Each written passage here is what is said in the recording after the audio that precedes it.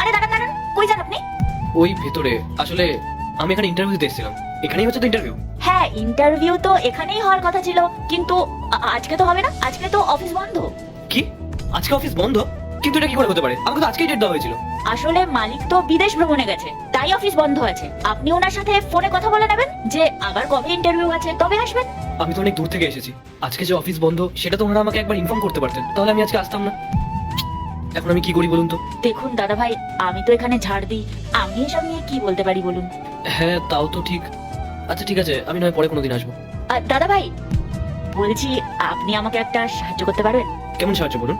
আসলে আসলে আমি না মাইনে পেয়েছি, এখান থেকে 3000 টাকা আমার গ্রামের বাড়িতে পাঠাতে। হ্যাঁ দিন। আপনি কত বললেন? 3000? হ্যাঁ কিন্তু এখানে তো 3500 টাকা আছে। এই নিন। হ্যাঁ, তাই তো 500 টাকা বেশি আছে। অনেক ধন্যবাদ আপনাকে। ঠিক আছে, কোনো ব্যাপার না, আপনার বাড়ির নাম্বারটা দিন। হ্যাঁ, ট্রাই করুন। না না, বলছি 91 হ্যাঁ তারপর? 562366। হয়ে গেছে। ধন্যবাদ দাদা ভাই। আচ্ছা ঠিক আছে, আমি এখন আসছি। হ্যাঁ বলছি শুনুন না, আপনি তো ইন্টারভিউ দিতে এসেছেন, আপনার কাছে তো অনেক ডিগ্রি আছে তাই না? হ্যাঁ সে তো আছে, কিন্তু কেন? আসলে আমি তো বেশি পড়াশোনা করিনি, কোনোদিন ওইসব ডিগ্রি টিগ্রি দেখিও নি, জানি না কেমন হয়। আপনি একটু আপনার ডিগ্রিগুলো দেখাবেন আমাকে? হ্যাঁ নিশ্চয়ই, দেখুন না।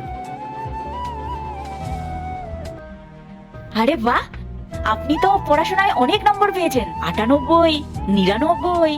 আর পড়াশোনা ছাড়াও এখানে তো আরো অনেকগুলো ডিগ্রি আছে। এগুলো কিসের ডিগ্রি দাদা? আসলে আমি এমবিএ ছাড়া আরো অনেক এক্সট্রা কোর্স করেছি। বাহ দাদা ভাই, সবই তো ভালোই আছে, কিন্তু আপনার ভাগ্যটা খারাপ। এ কি ম্যাডাম, আপনি এখানে এই অবস্থাতে কি করছেন? আজকে তো আপনার ইন্টারভিউ নেওয়ার কথা। কি বলছেন দাদা? উনি তো ঝাড়ুদার, আপনি ওনাকে ম্যাডাম বলছেন কেন? আপনি হয়তো এখানে নতুন এসেছেন, উনি এই অফিসের বস। কি? আপনি ঝাড়ুদার, এই কোম্পানির বস? আমি তো কিছু বুঝতে পারছি না, কি হচ্ছে এখানে? বলছি আসলে আমি এখানে তোমার ইন্টারভিউ নিচ্ছিলাম। ইন্টারভিউ? এখানে এইভাবে? আসলে অফিসের ভেতরে বসে ইন্টারভিউ নিলে অনেকেই অনেক কিছু বানিয়ে বলে, আসল জিনিসটাই দেখা যায় না। তাই আমি আজকে এইভাবেই ইন্টারভিউ নিলাম, আর সেই কারণেই আমি আজকে ঝাড়ুদার সেজে আপনার বাস্তবিক রূপটা দেখার চেষ্টা করলাম। আর আমি যা বুঝলাম, আপনি এই কোম্পানির মার্কেটিং ম্যানেজার পোস্টে একদম best candidate. First of all, যখন আমি আপনাকে 3500 টাকা দিলাম, তখন আপনি আমাকে 500 টাকা ফেরত দিয়ে দিলেন। আপনি চাইলে টাকাটা রেখেও দিতে পারতেন, কিন্তু সেটা আপনি করেননি।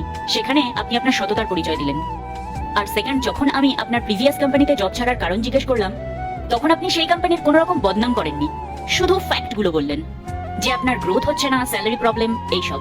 এর থেকে বোঝা যায় যে আপনি মনের দিক থেকে কতটা সৎ।